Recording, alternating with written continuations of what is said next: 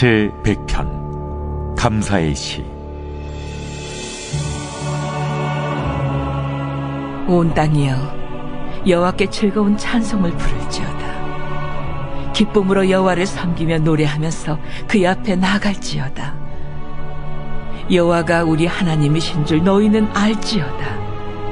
그는 우리를 지으시니요 우리는 그의 것이니 그의 백성이요 그의 기르시는 양이로다. 감사함으로 그의 문에 들어가며 찬송함으로 그의 궁정에 들어가서 그에게 감사하며 그의 이름을 송축할지어다. 여호와는 선하시니 그의 인자하심이 영원하고 그의 성실하심이 대대에 이르리로다.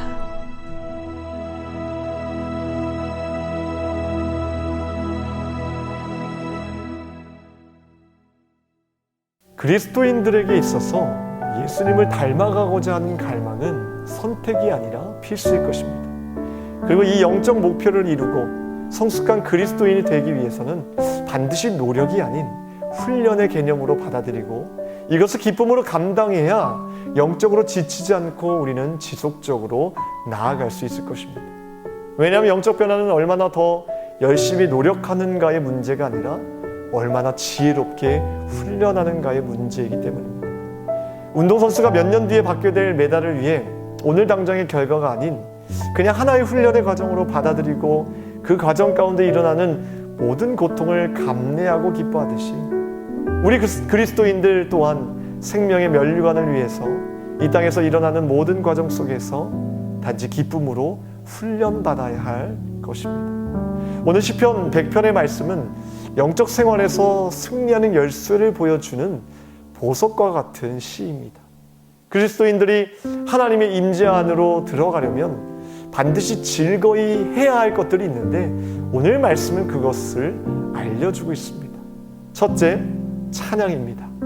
1절 말씀을 다시 한번 읽겠습니다. 온 땅이여 여호와께 즐거운 찬송을 부를지어다.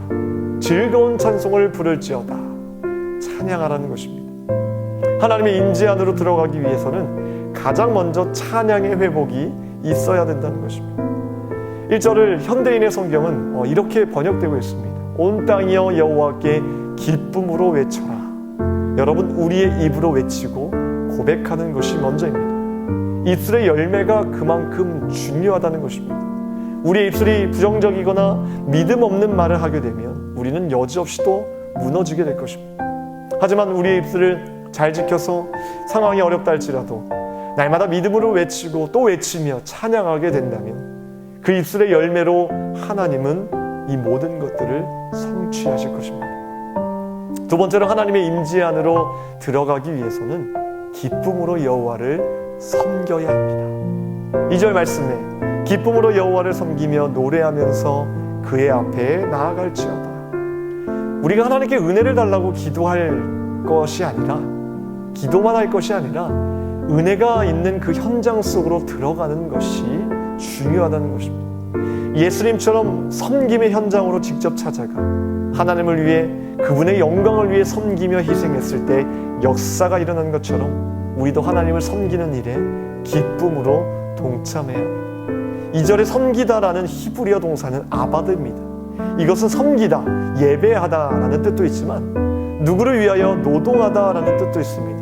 이 동사에서 종, 노예, 노동자라는 단어가 나왔습니다. 종은 상전에게 매여 행동하는 존재입니다. 이것이 우리의 정체성이죠.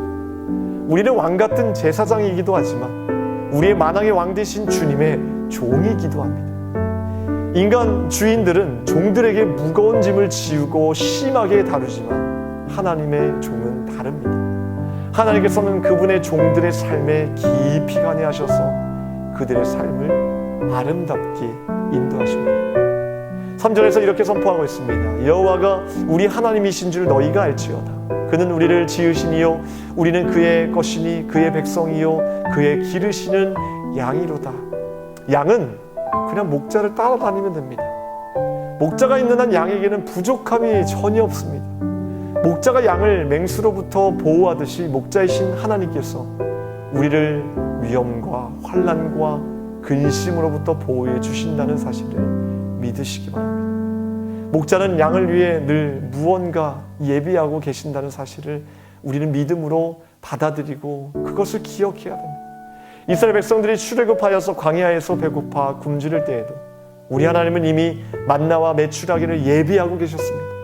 다만 그들이 알지 못했을 뿐 이미 예비해 놓으신 겁니다. 하나님께서 아브라함에게 이삭을 바치라 하셨을 때도 하나님은 이삭 대신 제물이 될 양을 이미 준비해 놓으셨습니다. 목자이신 하나님께서는 우리의 필요를 알고 계시며 이미 예비해 놓으셨다는 사실을 우리는 믿음으로 받아들여야 합니다. 세 번째로 하나님의 임재 안으로 들어가기 위해서는 기뻐하고 감사해야 합니다. 기쁨과 감사는 하나님께서 가장 원하시는 삶입니다. 기쁨이 하나님의 형상 그 자체이기 때문입니다. 우리는 이 기쁨의 삶을 지속적으로 누리기 위한 훈련을 계속해서 해 나가야 되고요. 근심 걱정이 많은 세상 속에서도 담대한 삶을 살기 위해서도 훈련해야 되고요. 누군가를 이해하고 용서하는 삶 또한 우리는 계속해서 훈련해야 되고 훈련받아야 됩니다. 기쁨은 인간에 대한 하나님의 계획에서 중심을 차지하고 있습니다. 하나님 우리가 기뻐하기를 원하십니다. 기쁨이 하나님의 형상 그 자체입니다. 하나님의 핵심적 본질에 기쁨이 포함되어 있습니다.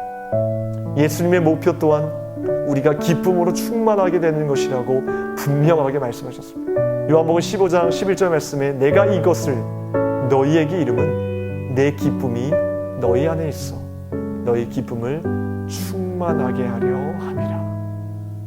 루이스 스머즈는 기쁨을 잃는 것은 당신의 존재의 이유를 잃는 것이다 라고 말씀했고요. C.S. 루이스는 기쁨은 하늘나라의 중대 사안이다. 사도 바울은 말합니다. 주 안에서 항상 기뻐하라.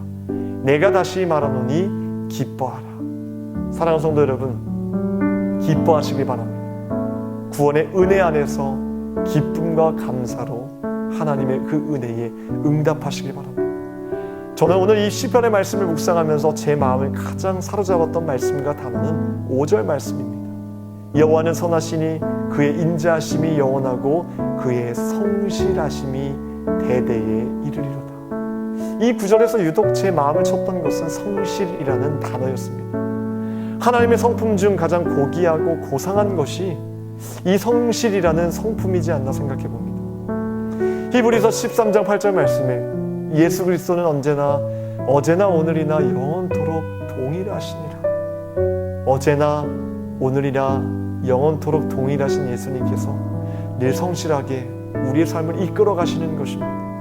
우리들에게 늘 변함없는 또 새로운 은혜를 날마다 공급해 주시는 성실하신 하나님이시라는 겁니다. 이 시간 이 말씀 앞에 우리 또한 주님의 성실하심을 닮아가는 자들로 세워달라고 기도하는 저와 여러분이 되기를 주님의 이름으로 축원합니다.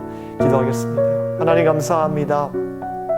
우리 안에 날마다 기쁨을 더하여 주시고 하나님의 말씀 안에서 기뻐 뛰어놀 수 있는 믿음을 주심을 감사합니다. 우리가 늘 지속적인 이 은혜 안에서 살아가기 위해서는 날마다 우리의 찬양, 날마다 우리가 이 찬양을 통해 하나님을 경배하는 것이고 날마다 하나님이 주시는 그 기쁨과 감사로 나아가는 것인 줄 믿사오니 하나님이 주시는 이 귀한 것들을 잃어버리지 않고 살아갈 수 있도록 주님 도와주시옵소서. 세우신 교회와 주의 사자 목사님들 강건하게 붙들어 주시고 서시는 제단마다 말씀의 능력을 칠갑절 더하여 주셔서 귀한 말씀을 통해 우리 삶이 회복되어질 수 있도록 도와주시옵소서. 하나님 환우분들을 위해 간절히 기도합니다. 주님 고쳐주시고 하나님 이를 통하여서 하나님 영광받아 주시옵소서. 오늘 새벽에 믿음을 가지고 기도하는 제목들마다 주님께서 귀한 것으로 역사하여 주시되 우리의 모든 필요를 잘 알고 계시는 목자 되신 예수님만을 의지하며 살아갈 수 있도록 역사하여 주시옵소서. 감사드리며 우리를 구하신 예수 그리스도의 이름으로 기도합나이다. 아멘.